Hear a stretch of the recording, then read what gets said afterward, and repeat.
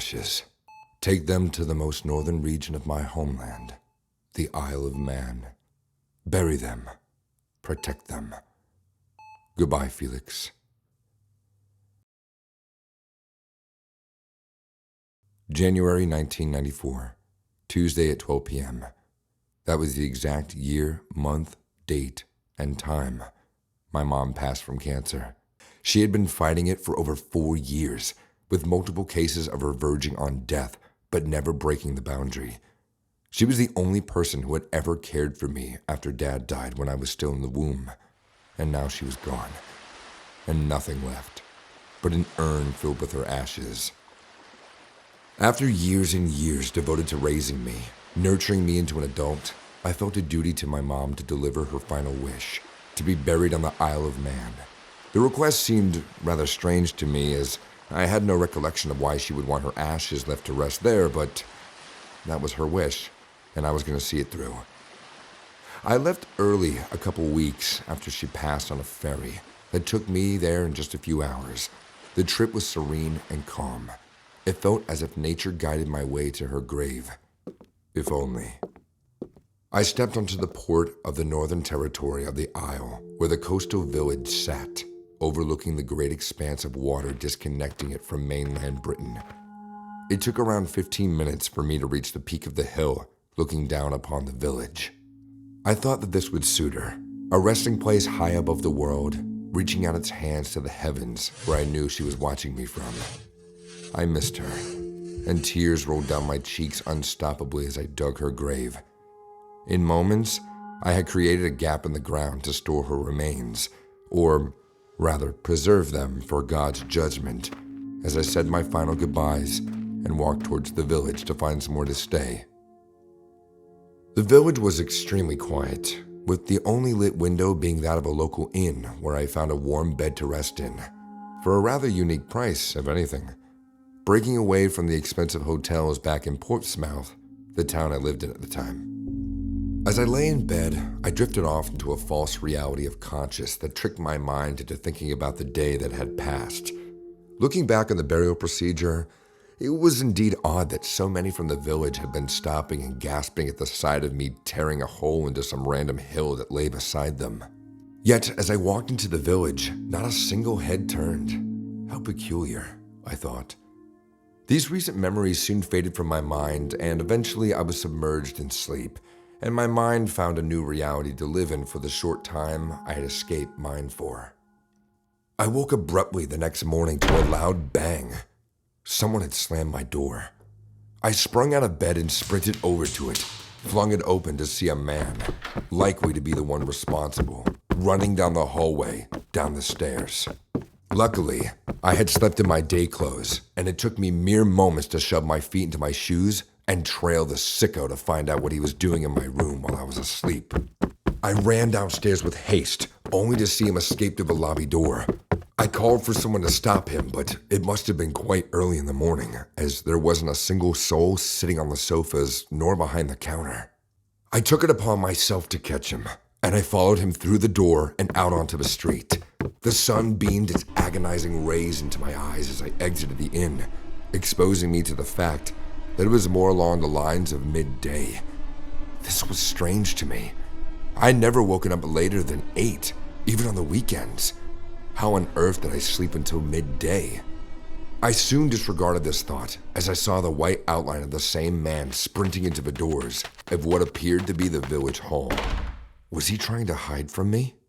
I swiftly made my way into that same building and carefully pushed open the doors, opening it up to a room filled to the brim with what seemed like the whole town dressed in white and blue cloaks. I froze in abject terror, and before I could close the doors to escape, I was dragged into the middle of the room by some men and was sent to my knees in front of a woman dressed in a quilted amethyst fabric, with her hood covering her eyes. But holding in her hands was none other than my mom's urn, covered in dirt. "What is this?" I yelled. "Do not speak. Now, open your ears. You have so much to hear." She spoke in a low, tenured vocal, and was instantly enthralled to perk my ears to her words. Felix, you have finally been caught. We never intended for you to hear this, but the time has come. Years ago, when you were still in your mother's womb, she snapped one day. It was at our local school where she was teaching a class when something in her head broke down. She rampaged the entire room. Though all the children escaped, when your father came to see what was wrong, she drove a chair leg through his skull and smiled.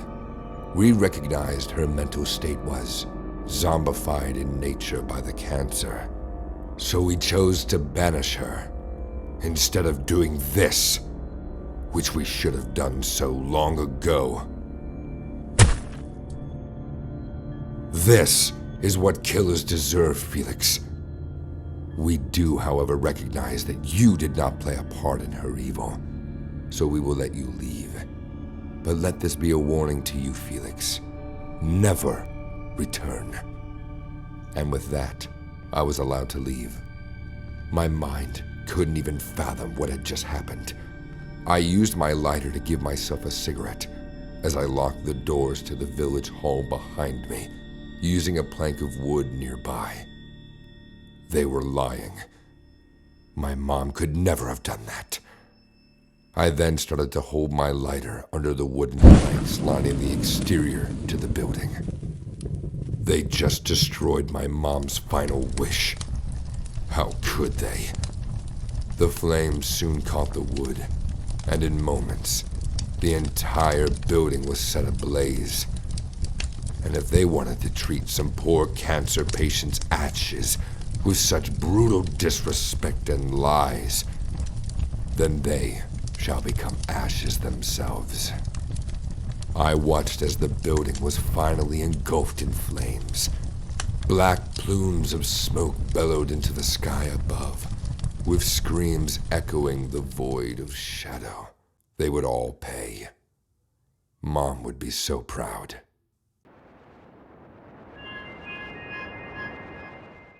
Bridget went missing first.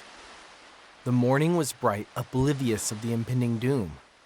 Helene and I met at the bow after exiting our berths that morning. It was the third day of our vacation. We planned to make a cruise through the ocean for 3 days and return home after that. We smiled brightly at the sun, waiting for Bridget to join us. 10, 20, and 30 minutes passed, and we caught not a whiff of Bridget. At first, we thought it was because of the mini fight we had the night before. Bridget and Helene had a quarrel about the choice of dinner, and at the end of it, she went off to sleep, angry. Helene and I didn't eat either, and soon we went off to sleep too. We had planned to meet at the bow every morning since the beginning of the vacation cruise. When we didn't see Bridget after the first hour, our anger dissipated into worry. We started a frantic search of the yacht, trying to make sense of the nonsense that was happening around us. But there was no sign of Bridget. Not in the berths or conveniences, not with the crew. She was nowhere, and it made no sense. Helene and I sat down, worried after looking through the yacht for close to an hour. We went through her room and bed space, through the box of her belongings. It was still on the yacht. We asked the crew, but no one seemed to know anything of her whereabouts. We were in the middle of the sea with no explanation of where our friend had disappeared. "It's your fault!" I expected Helene to say it, even before she did. We were back at the bow, heads buried in our hands, terribly wishing that we were playing a complicated form of hide-and-seek. It was better than the reality that was seeming to be true. Bridget was mysteriously missing. I didn't respond to Helene's accusation, but she didn't stop either. "It was your idea for us to come to the middle of the sea. What do we do about Bridget? What if we don't find her after today? How do I explain this to everyone? Her parents, my parents? What are we supposed to say?"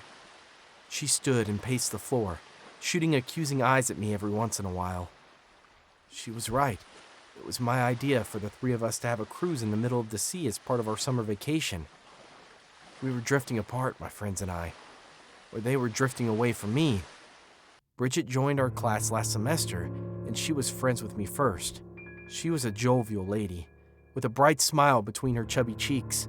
Her blonde twisted hair was one of a kind, and it was almost impossible for me to find a fault in her. Almost impossible. Helene had been my best friend forever. Our parents ran the same company, and we were always in each other's houses, one way or the other. When I took a liking to Bridget, I brought her to Helene, and that was where the problem started. Bridget had a way of stealing hearts, and I saw it. I saw her stealing away the heart of my best friend. I saw her draw Helene far away from me, further than I could ever imagine was possible. They hung out together and totally forgot about me. They went shopping. Helene replaced me with her, and I didn't like it. So when summer drew near, I suggested that the three of us take Helene's yacht for a cruise in the middle of the sea. That way, we could bond without any distractions or intrusion. The two of them were mesmerized by the idea. Helene, because she got the chance to spend time with both of her best friends, as she now referred to us, and Bridget, because she'd never been on a yacht and couldn't imagine passing up the chance. I couldn't deny that I was glad when the two of them fought the night before. Of course, I wanted to be friends with both of them, not together but individually, each to myself. It didn't help if they wanted to be together. I was glad when Bridget excused herself and disappeared to her room. I thought Helene and I would have time together, but I was annoyed when she felt bad and decided to go to bed instead. I didn't have a choice but to go in too. "What will you do?" Helene's teary voice drew me out of my thoughts. I shrugged. I didn't know what to say. "You know what? I'll tell the crew to turn back now and take us back to shore. We need to find Bridget." She turned away and I watched her go. A couple of minutes later, the yacht changed direction and headed back home. I hated the direction our vacation was headed. 2 hours later, there was a terrible storm and we had to stay in our berths. It was late in the evening before the storm was over and I returned to the bow. The chef had prepared dinner. I told him to get Helene, assuming that she was angry and that's why she hadn't shown up yet. When the chef came back, his eyes were filled with horror, and I knew the news even before he told me. Helene was missing. Another frantic search began. Of course, what was the sense of two people missing in the middle of a sea? There were no traces of blood or struggle. They were just gone. The crew increased their speed, and by dawn we were back at shore. There, 2 human bodies and some detectives awaited me. Before I could say a word, handcuffs clipped my wrists, and I was dragged away from the yacht. I would have forever wondered how they figured out that I pushed Bridget and Helene over the edge. But the mystery was solved during the interrogation when a video of all I did to both my friends, betrayers, on the sea was played. How could I have known that there was a secret CCTV camera somewhere around the bow or in the berths? I was too foolish to remember that Helene's parents were rich enough to install them and watch as I lured Bridget from her room after the argument with Helene. How I led her to the bow in a pretense of trying to appease her. How I pushed her over the edge and smiled with adoration at my accomplishment. It was supposed to be a clean crime. That same camera watched me push Helene too during the storm. I didn't intend to, but she acted too quickly about Bridget and I didn't like it. The crazy storm pushed both bodies to the shore right before the yacht arrived. The detectives were notified by the crew, who had watched the playback after the storm. They sent the video to the detectives, who arrived in time to see the bodies and wait for the yacht. Bridget and Helene deserved it for wanting to replace me with one another. I should have been their only friend.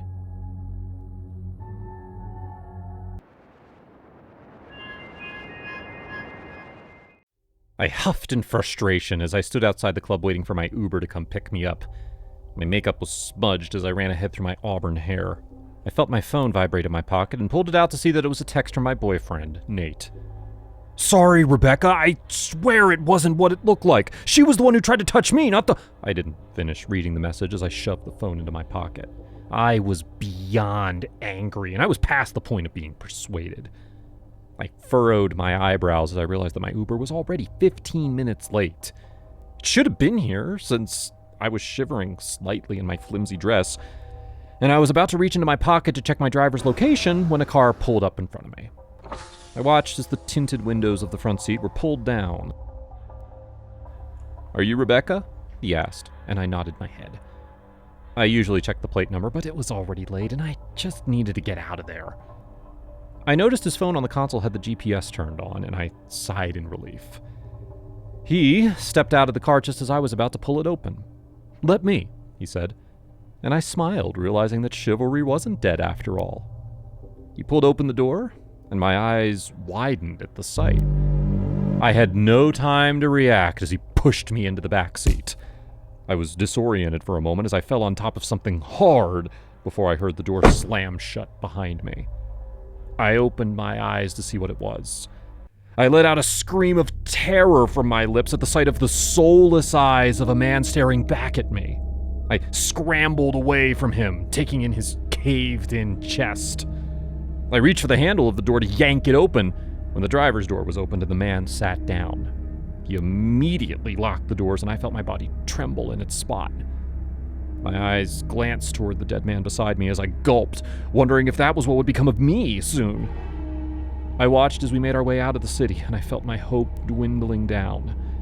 My body was tossed around on the seat, and I ended up falling on top of the corpse. I screamed when I heard the man gasp as his eyes came back to life. I scrambled off him and watched as he panicked and began to breathe heavily. "What the hell's going on? Who are you?" he yelled. Abruptly, the car came to a stop as I pressed my body firmly against the car door. I watched as the driver stepped out of the front seat and exited the car before slamming the door shut. I looked around frantically for a weapon to arm myself with as I felt my tears stain my cheeks. He yanked the car door open as the other man stared at me fearfully. He tried to scramble toward me, but instead, the driver grabbed a hold of his shirt and pulled him out of the car. "You're supposed to be dead," he roared. I watched as he pulled out a Swiss blade from his pocket and plunged it into the man's stomach. I screamed in fear as I heard the man's horrifying cries as he was stabbed over and over again. After a minute, the cries stopped. I dared to open my eyes only to see the driver looking at me. His soulless eyes stared at me for a while before he said, "You stay here." I did not move. There was nowhere for me to go even if I wanted to. I watched as he slammed the door shut before moving to the back of the car and opening the boot. I watched as he retrieved a shovel. My body trembled at the realization of what he intended to do. What were the chances that he would dig 2 graves and put me in the second? I watched as he pulled the corpse off the ground and moved to the front of the car before dropping it once more. For several moments, he dug a hole as I lay immobilized with fear and watched as he buried the man. When he was done, he turned toward me with a wicked smile as he began moving back towards the car. I shook my head profusely as he approached me, but there was no point as he pulled the door open. He pulled me by my feet toward him, and I reached out to pound my fist against his chest, struggling to get away. "Stay still," he spat, and I watched as he pulled a handkerchief out of his pocket. I felt tears prick my eyes at the realization of what he was about to do as I shook my head profusely. He only gave me a wicked grin as he placed the handkerchief against my nose. Immediately, I was hit by the smell of chloroform, and my vision became blurry. "Say nighty-night," he said with a grin before everything went dark. I woke up with a pounding headache as I took a moment to compose myself. My eyes shot open as I remembered exactly what was going on, only to be met with darkness. A foul smell similar to the stench of a rotting corpse was thick in the air, and that was when I felt the hard surface below me. I opened my mouth to scream, but I found myself unable to do so with my mouth gagged. I tried to move, but my hands and feet were firmly bound. I was trapped in a confined space, and from the sound of the engine I could tell I was still in the car, which meant I was in the trunk. My heart thudded rapidly against my chest as we continued to travel for what felt like hours. Suddenly, the car came to a stop, and I held my breath as I heard him make his way out of the car. I was left frozen in my spot as I heard him approach the back of the vehicle. He pulled open the trunk, and I was met with the face of the devil. I trembled as I let out a muffled scream against the rag in my mouth. "No one can hear you now," he hissed, as he grabbed my arm and shoved me out of the car.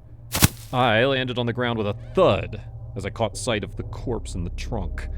I let out another scream as a shudder of fear ran down my spine. I glanced my eyes around and found that we were in the middle of the woods and the surroundings were dark. I lay on the ground as I watched him pull another body out of the trunk and place it outside. He went back to the back seat and retrieved the shovel as I watched him begin to dig the hole. The entire time I was left staring at a corpse with a slit throat beside me. Moments later, the driver returned as he pulled the corpse away. I could hear shuffling behind me as I listened to him grunt and moan as he buried the body. Slowly, he made his way back towards me as he came to a stop. He placed his hand to his lips as though to shush me as he slowly pulled the cloth from my mouth. "I'm going to untie you now," he said slowly. I nodded my head as he cut the rope from my hands and moved to my feet, doing the same with his Swiss blade.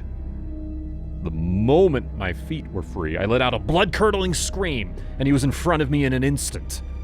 He wrapped his hand around my neck, cutting off my airflow. "I told you to shut up, but you people never listen, do you?" It was that moment when I thought I would die because of the fear and the panic whirling through my body and mind. The last thing I heard before passing out was the sounds of the wailing sirens in the distance. The cops saved me that night. Sometimes I still wonder who that man was and who were the people he killed. It's funny and scary at the same time. The cops never answered my questions and told me to stay mum and move on with my life. As if it was that easy.